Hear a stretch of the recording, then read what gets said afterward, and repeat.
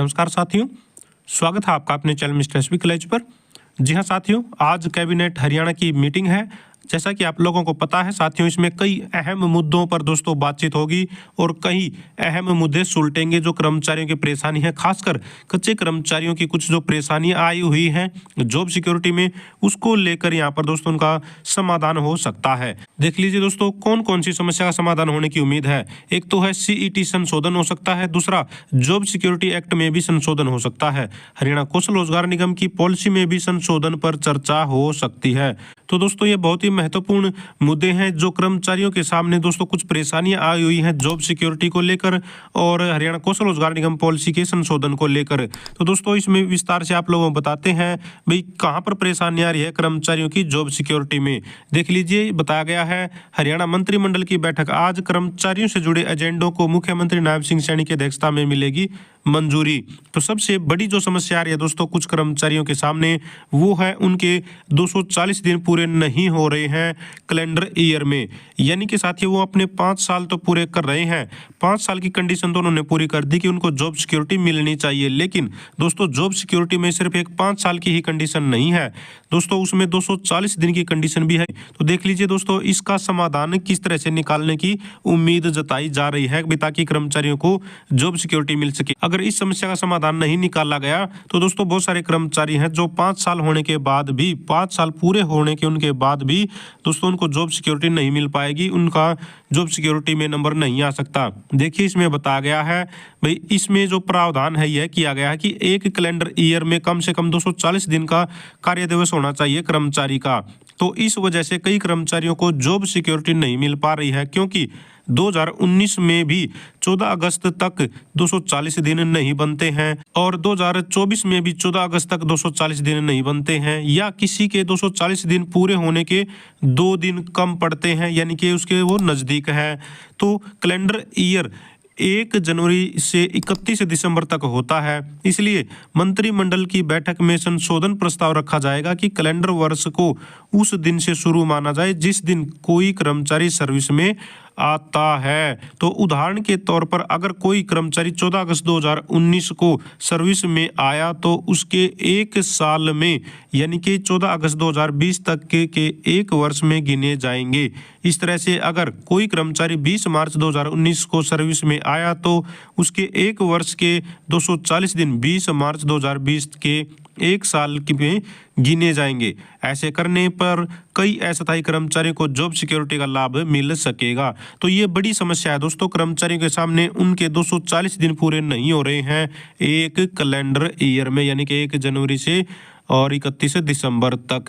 तो अब इसका समाधान यहाँ पर करने की उम्मीद है आज की कैबिनेट की मीटिंग में। और दूसरी दोस्तों जो समाधान होने की उम्मीद है, जो दूसरी बड़ी खबर है, वो है यहाँ पर हरियाणा कौशल रोजगार निगम की पॉलिसी में संशोधन का प्रस्ताव आज रखा जा सकता है। आप लोगों को पता है कोर्ट ने दोस्तों आदेश दिए थे कि जो सामाजिक आर्थिक मानदंड के अंक हैं वो हटाए जाएं। तो अब वो हटाने का जो प्रस्ताव है वो रखा जा सकता है। तो कौशल रोजगार निगम की पॉलिसी में जो सिलेक्शन प्रोसेस है, जो 100 नंबर की मेरिट लिस्ट बनती थी, उसमें संशोधन हो सकता है। इसमें इन अंकों को हटाने के बाद अब 80 अंक रह जाएंगे। तो इसकी भी पूरी संभावना है कि इसका जो है समाधान हो जाए, सामाजिक आर्थिक अंक वाली जो समस्या थी उसको दूर कर लिया जाए सरकार के द्वारा एक संशोधन करके। तो ये 2 बड़ी समस्याएं दोस्तों जिनका समाधान आज की मंत्रिमंडल की बैठक में हो सकता है, खासकर कौशल रोजगार निगम और जॉब सिक्योरिटी से संबंधित। बाकी और भी मुद्दे हैं, यहाँ पर हम कौशल रोजगार निगम और जॉब सिक्योरिटी से संबंधित ही बात कर रहे हैं, इसलिए हम उन्हीं मुद्दों पर ही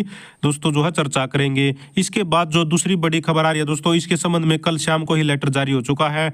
5 साल से कम सर्विस वाले अस्थायी कर्मचारी हटेंगे। तो दोस्तों यहाँ पर जो नए ग्रुप डी के कर्मचारी अब ज्वाइन करने पहुंच रहे हैं विभागों में, जो अभी HSSC ने रिजल्ट निकाला था पक्के कर्मचारियों का, तो ग्रुप डी की लिस्ट लगी थी। तो हजारों कर्मचारी हैं जो अभी तक ज्वाइन नहीं किए हैं विभागों में, यानी कि वैसे तो उनकी ज्वाइन करवा दी थी लेकिन विभाग उनको आवंटित नहीं हुए थे। तो अब उनको विभाग आवंटित कर दिए गए हैं। तो विभाग आवंटित होने के बाद अब जब वो विभागों में पहुंचेंगे तो दोस्तों जिन कच्चे कर्मचारियों के 5 साल पूरे नहीं हुए हैं, यानी कि जो जॉब सिक्योरिटी में नहीं आते हैं, तो दोस्तों उनकी नौकरी पर तलवार लटक सकती है। यहाँ पर आप लोग देख पाएंगे इस तरह की दी जाएगी नियुक्ति, इस तरह हटेंगे पुराने अस्थायी कर्मचारी, तो किस तरह से नियुक्ति दी जाएगी पक्के कर्मचारियों को और किस तरह से दोस्तों जो कच्चे कर्मचारी हैं उनको हटाया जाएगा। इसमें बताया गया है कौशल रोजगार निगम के माध्यम से शुरू में लगे अनुबंधित कर्मचारियों को पहले आओ पहले पाओ के सिद्धांत को लागू करके कार्य मुक्त किया जाएगा,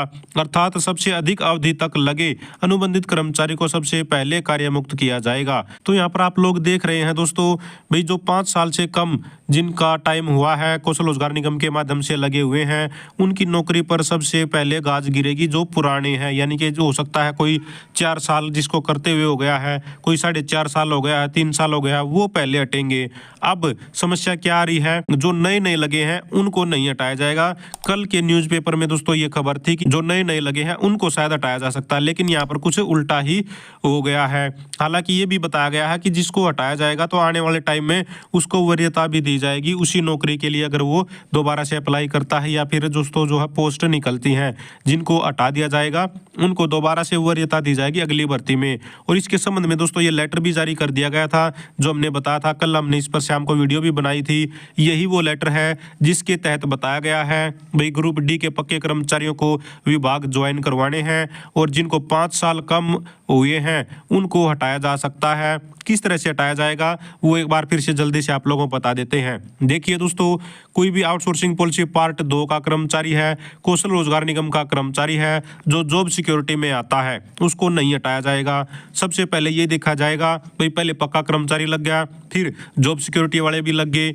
उसके बाद दोस्तों ये देखा जाएगा डिस्ट्रिक्ट लेवल पर कि कहीं पर पोस्ट खाली है तो पोस्ट खाली है तो कर्मचारियों को एडजस्ट कर दिया जाएगा कच्चे कर्मचारियों को, लेकिन अगर पोस्ट खाली नहीं है तब हटाया जाएगा। ये भी क्लियर होना बहुत ही जरूरी है आप लोगों के लिए। ये नहीं है कि बस निकालना ही है, टारगेट रख दिया सरकार ने निकालना है, निकालने का कोई टारगेट नहीं है। समस्या क्या है, अगर पोस्ट नहीं है तो ही निकाले जाएंगे वरना नहीं निकाले जाएंगे, ये भी आप लोगों को पता होना चाहिए। अगर कहीं पर भी पोस्ट खाली है पूरे डिस्ट्रिक्ट में तो आप लोगों को एडजस्ट कर दिया जाएगा। इस तरह की बातें भी यहाँ पर बताई गई हैं। यहाँ पर आप लोग देखिए इसमें ये चीज क्लियर की गई है। आप लोग देखिए यहाँ पर इन्होंने बताया है। देखिए, नव तैनात ग्रुप डी कर्मचारियों के शामिल होने और हरियाणा अनुबंधित कर्मचारी सेवा की सुरक्षा अधिनियम 2024 के तहत सेवा की सुरक्षा का लाभ प्राप्त करने वाले सभी अनुबंधित कर्मचारियों के समायोजन के बाद जिला स्तर पर रिक्त पद उपलब्ध नहीं है तो ठीक है, तो इन्होंने यहाँ पर बता दिया अगर जिला स्तर पर कोई भी रिक्त पद नहीं है तो ही हटाया जाएगा, वरना दोस्तों उनको एडजस्ट करने की पूरी कोशिश की जाएगी सरकार की तरफ से। इस तरह का यहाँ पर बताया गया है। तो कौशल रोजगार निगम के माध्यम से शुरू में लगे अनुबंधित कर्मचारियों को पहले आओ पहले पाओ के सिद्धांत को लागू करके कार्य मुक्त किया जाएगा, अर्थात सबसे अधिक अवधि तक लगे अनुबंधित कर्मचारी को सबसे पहले कार्य मुक्त किया जाएगा।